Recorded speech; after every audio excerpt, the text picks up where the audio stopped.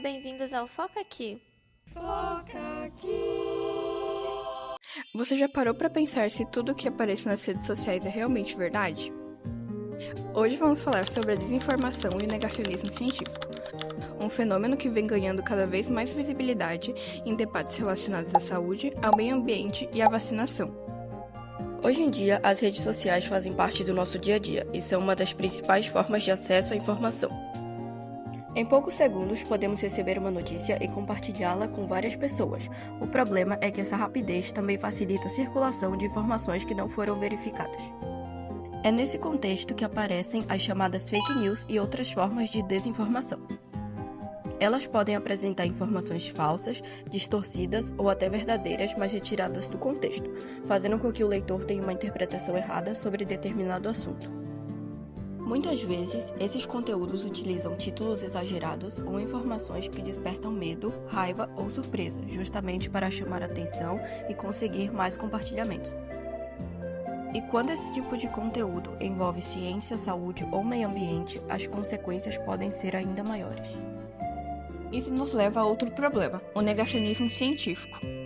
Ele acontece quando conhecimentos e evidências produzidos pela ciência são rejeitados ou distorcidos, sem que existam argumentos ou evidências confiáveis para isso. A desinformação pode contribuir para esse processo, porque informações falsas ou fora de contexto podem fazer com que as pessoas passem a desconfiar de pesquisas e instituições científicas. Assim, uma informação enganosa que começa circulando nas redes pode acabar influenciando a forma como as pessoas entendem assuntos importantes. E isso não fica apenas na internet. A forma como as pessoas recebem e interpretam essas informações pode influenciar decisões do dia a dia e trazer consequências para toda a sociedade.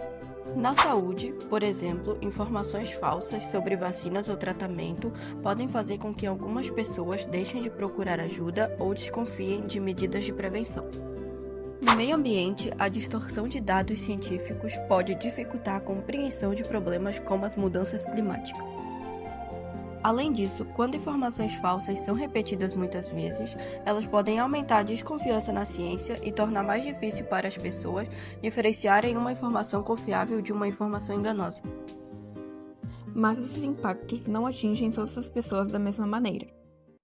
Alguns grupos podem estar mais vulneráveis à desinformação, principalmente quando existe dificuldade de acesso a informações confiáveis ou quando o conteúdo compartilhado trata diretamente de problemas que essas pessoas enfrentam. Por isso, combater a desinformação também significa pensar em como a informação científica chega a diferentes grupos da sociedade e se ela está sendo apresentada de uma forma que essas pessoas conseguem compreender e utilizar. E existem vários exemplos disso acontecendo na prática. Durante a pandemia de Covid-19, por exemplo, circularam informações falsas sobre vacinas e tratamentos, muitas vezes usando nomes de médicos ou instituições para tentar passar uma aparência de credibilidade. Outro exemplo aparece nas discussões sobre mudanças climáticas. Informações e dados científicos podem ser retirados do contexto ou apresentados de forma distorcida para colocar em dúvida conclusões que são apoiadas por pesquisas. Um caso que mostra como isso pode acontecer envolve Donald Trump. Em 2025, durante um discurso na Assembleia Geral da ONU, ele chamou as mudanças climáticas de o maior golpe já aplicado ao mundo. It's the greatest con job ever perpetrated on the world, in my opinion. Climate change, no matter what happens, you're involved in that. No more global warming, no more global cooling. All of these predictions made by the United Nations and many others, often for bad reasons, were wrong. A declaração contrasta com as evidências científicas sobre o aquecimento global e a influência das atividades humanas. Esses casos mostram que a desinformação nem sempre aparece como uma mentira óbvia. Às vezes, ela mistura informações verdadeiras com interpretações erradas ou apresenta apenas uma parte dos dados. Diante de tanta informação circulando, fica a pergunta: como podemos saber no que acreditar? Antes de compartilhar uma notícia, o primeiro passo é verificar quem publicou e procurar a fonte original. Também é importante conferir a data, porque conteúdos antigos podem voltar a circular como se fossem recentes. O título também merece atenção. Uma manchete muito exagerada ou que tenta provocar uma reação imediata não significa necessariamente que a informação seja falsa, mas é um motivo para conferir melhor o conteúdo. Também podemos procurar a mesma informação em outras fontes confiáveis, principalmente quando o assunto envolve ciência ou saúde. Instituições de pesquisa, universidades, órgãos públicos e veículos de comunicação que apresentam suas fontes podem ajudar nessa verificação. E, principalmente, é importante não parar apenas no título.